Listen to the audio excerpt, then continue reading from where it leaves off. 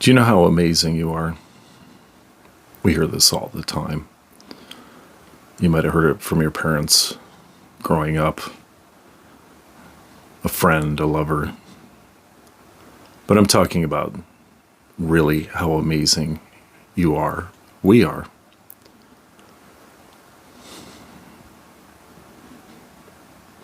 It's easy to be a simpleton. I prefer it. I try to do it.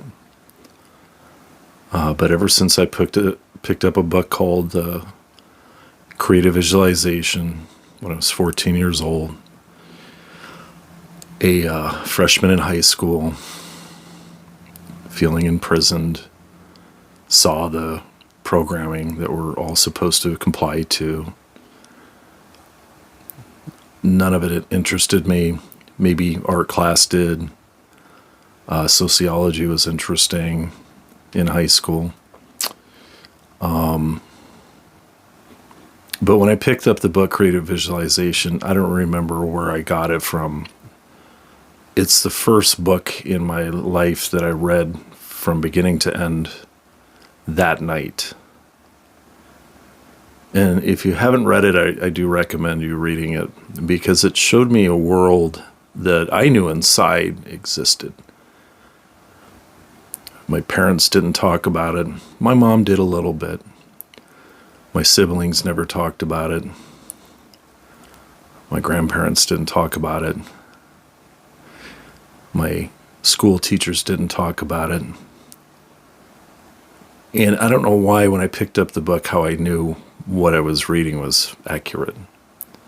And that's when I got lit. After that book was several other books, a lot of self-improvement, money-making books. Think and Grow Rich, Napoleon Hill, read it. Personal Power, The Giant Within, Tony Robbins, How to Master the Art of Sales. Just that was what I was interested in reading. And it wasn't anything taught to me by anybody. It was all very organic for me. And as I read, and then I got out of high school and did the job hunting thing. And I would take a job and feel excited about the money and get an apartment. You know, I remember the first time I went out to eat by myself with a friend. You know, that was a big deal when we were younger.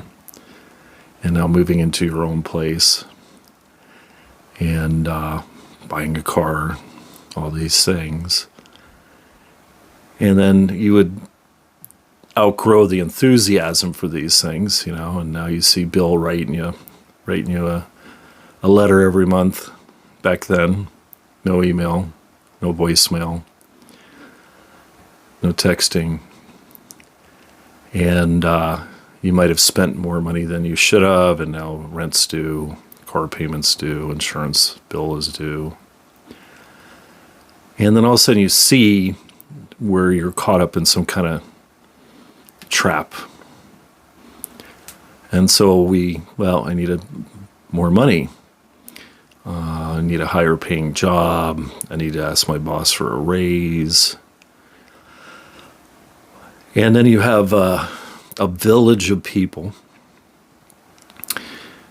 around you that are there to give you support, emotional support.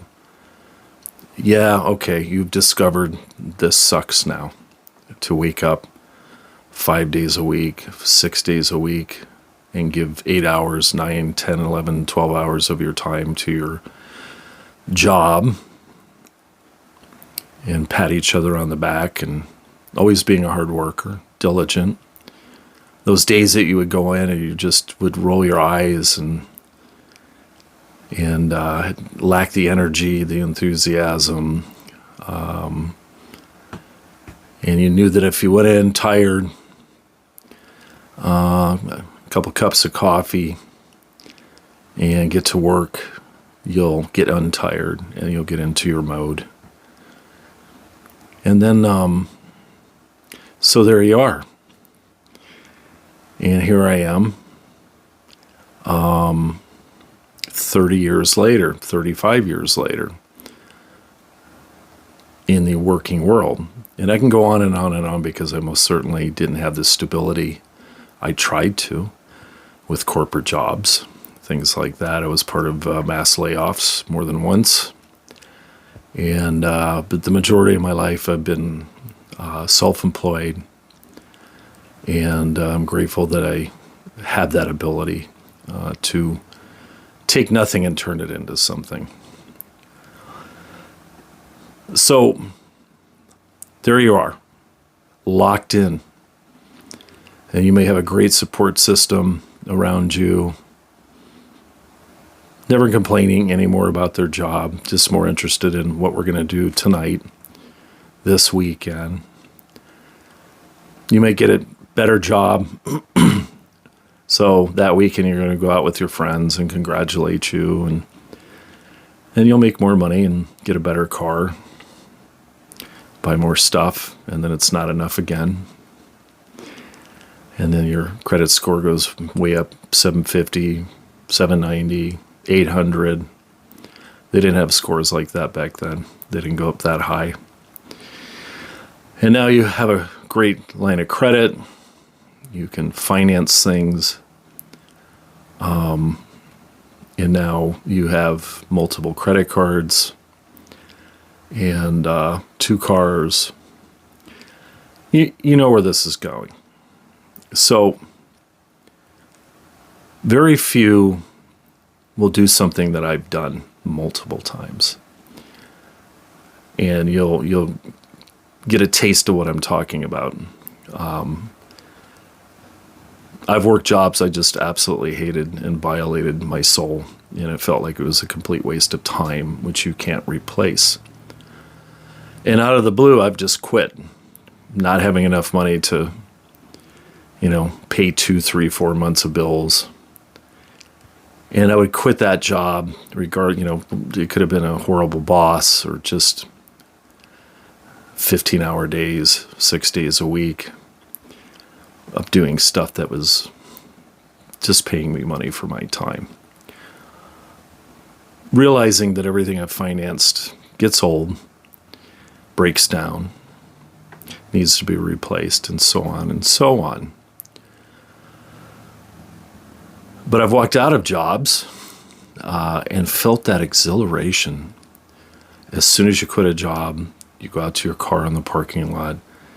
It's a beautiful sunny day, and you drive away from your confinement, your sentence. And you feel this tremendous relief, just a sigh of fresh breath and opportunity, a little bit of fear. And then you're throughout the day and the night and maybe the next few days, you're talking with your peers, and some are saying, good for you. The majority is saying, what are you going to do to replace it? That wasn't a good decision. I know, idiot. I know it wasn't. But what's life about? Always making good decisions, ending up with a lot of money, safety net after safety net. I've met more people that way that have worked the same jobs for 30 years. Some of them retired very young. They've got plenty of money to do nothing or buy a lot of things that most people can't afford. And they're still unhappy. Intelligently so. They still feel this lack of something missing. They could be married and have kids and friends, but they still experience this concept called loneliness. But they're very proud of themselves because they've hit a level financially that they know most of their peers will never, ever hit. Maybe taste it, piss it away. But by this time, they're not friends with them, and they haven't been for a very long time, because when you have that kind of money and they don't, and they're normal people, you don't think the same. It's kind of like when I joined Amway when I was like 18 years old. How many of you went through that? Sounded like a great opportunity, become a millionaire. But it became like a cult. You couldn't relate to anybody outside of that club. And we had cassette tapes, books of cassette tapes. And I had a friend of mine, his dad actually wired his whole house with speakers in every room, every hallway, in the kitchen, a bedroom. And he would play these self-improvement motivation tapes day and night in his average home. Nothing to show any sign of wealth. But he was bound and determined to reprogram himself into the mindset it takes to become wealthy and to sustain that concept and idea and to master that ingredients, to offer abundance throughout the rest of his life, his kids, and hopefully his kids' kids' kids. But it never happened. And so you break out of the cult, whatever that rags to rich story was, and you're thrown back out into the working world once again. And everybody seems kind of hopeless, but polite. Can't seem to share your cultish training of trying to program your brain to have the right ingredients and the right synapses to follow through with what it takes to be a multi-millionaire. And then some of you have failed multiple times, maybe tasted six figures for a little while. And the next thing you know, you're working a $12 an hour landscape job, walking around for 15 miles every day with a big account, carrying a 35, 40-pound Husqvarna leaf blower, or maybe you got the weed whacker that day, following a expensive lawnmower, riding mower in this chain gang of landscaping all day. And $12 an hour isn't enough to do anything but maybe drink a six-pack of beer if you want every night, knowing that you tasted some money in your life. And but all of a sudden you're getting this tremendous amount of exercise, and you're noticing that walking 10, 15 miles a day up and down hills and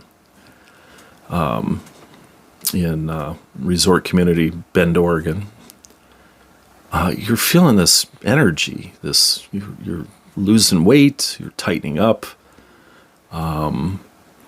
You just have a lot more of a good feeling that didn't require a lot of money. And one day you're sitting having lunch with one of your coworkers, and he looks at you and says, I used to own a business, for quite a few years, and I lost my business. And you might look at him and say, I've done the same.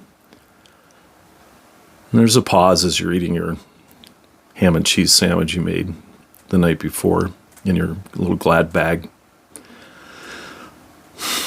I don't know, maybe you added a boiled egg with some salt and pepper. Beautiful day in between shifts. And he looks at you and says, well, here we are. Make a few bad decisions, and this is what we're doing.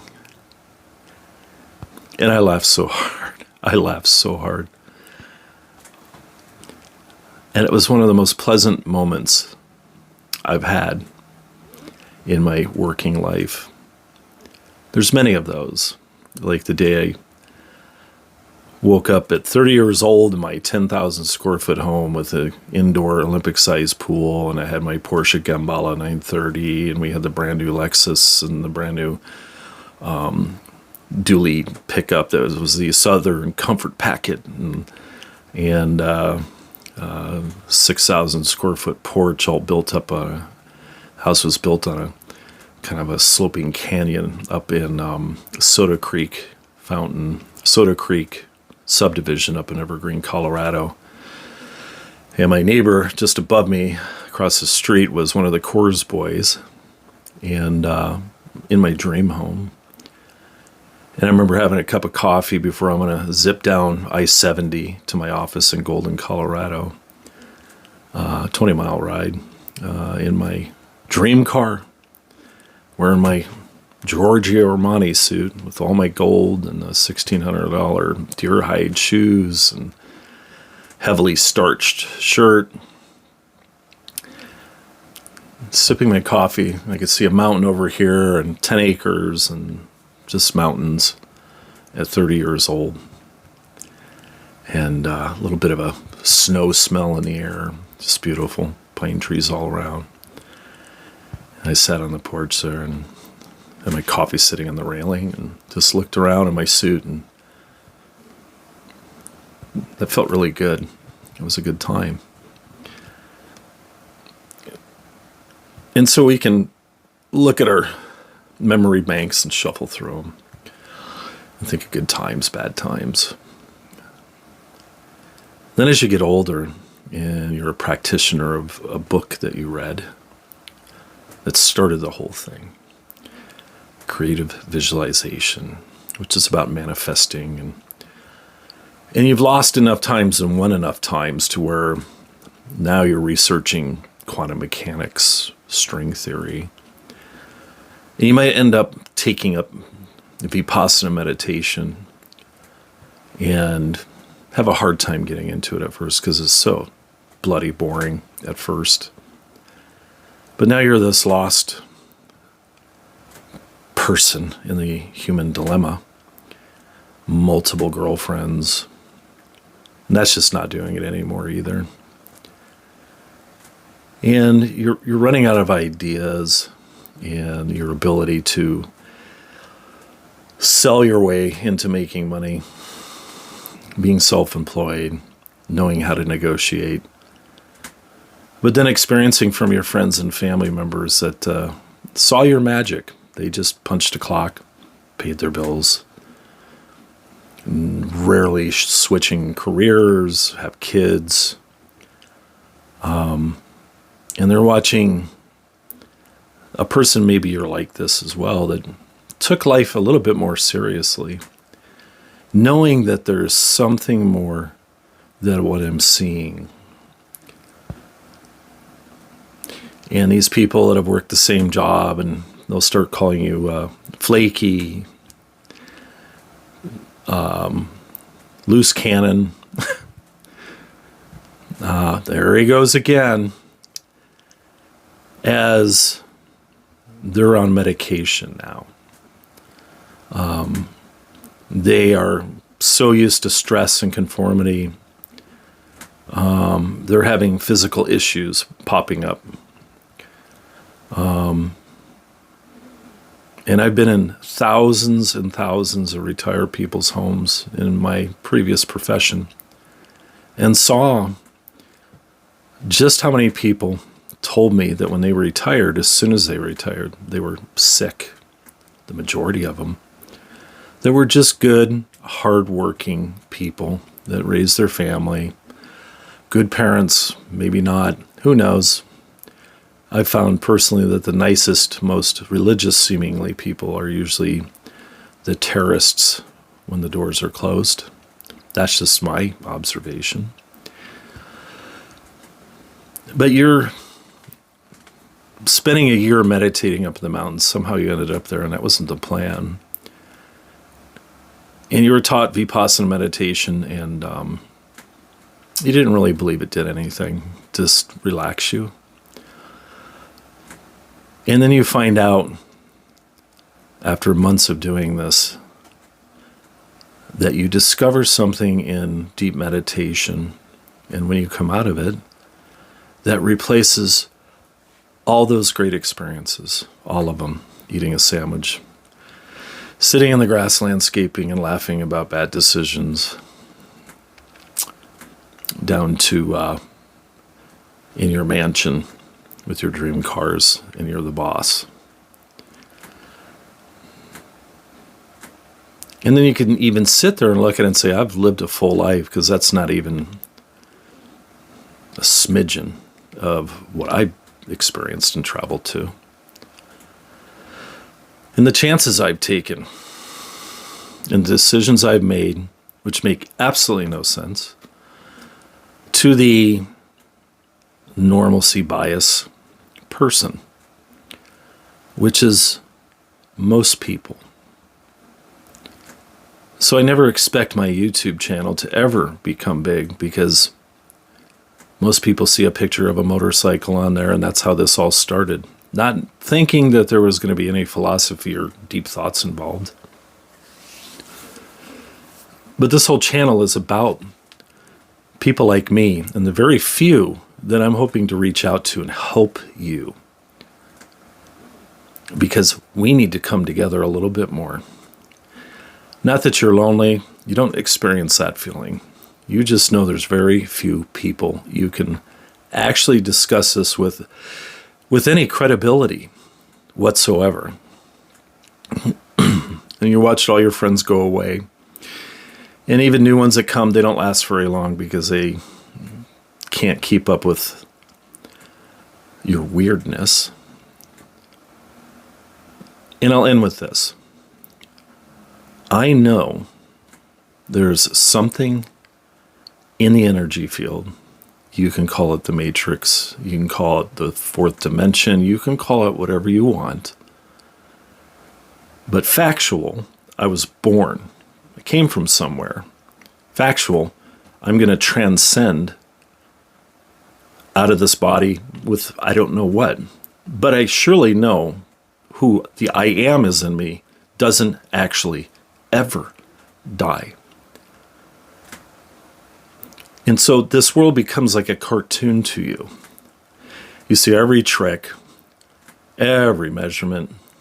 The longer you live, you try to comply. You have friends that are, what? I'm just happy. Just be happy. Why do you have to be so deep? And I say to them, you will one day as well. After you've seen enough things being removed from your life. You can have a great attitude as long as you want, and bless your heart. Because I know most of you are just feeling an obligation to express that and never show the deeper side of you. So therefore, more power to you. But there is a veil, I know factually, that is constantly keeping us from evolving. But there's a very select few that are here to pioneer through it. We are not meant to suffer and be enslaved. And there is a new way coming after we get done fighting each other, that the true understanding of manifestation and living in the present moment is the secret. Every time I talk about this, I'm already setting myself up for failure with the energies of the matrix. Everything stops working for me. Everything. And then some demon-like person will come into my life or reveal who they are. I've had more friends turn into absolute psychopaths with horrible tempers than you can imagine. And these are the people that did all the right things, have all the money, credit, haven't lost it yet, haven't really lost anything of true value, but are on the brink of seeing it, and they just hang on tighter. Hang on tighter. Hey, you're dying of cancer. That means I'm going to go to work more. I don't want to change. And they don't question the fact that cancer comes from something, and according to epigenetics, believe it or not, there's some relations to having cancer with guilt and regret. You can call me crazy. I don't care. because most people are crazy that don't investigate these things. I have friends of mine that I haven't seen in years. When I see them today, they are just blank. There's like just, they're not there.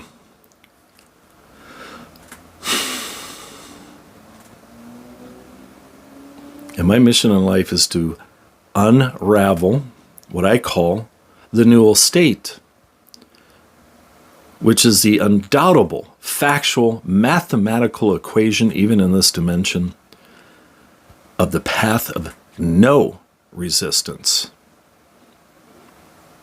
And if you were to sit down and talk with an extraterrestrial, they're going to tell you the same thing. I don't know how I know it, but I know it.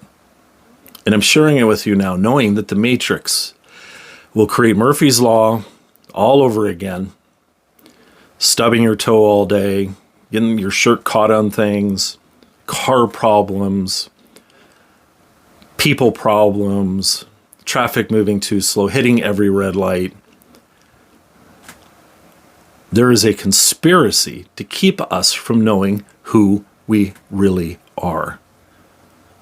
And until we're no longer afraid of it, subconsciously, all of you know this, that if you dare liberate yourself from the Matrix and say, no, wasting your mind is not a terrible thing to do. In fact, mind is too much.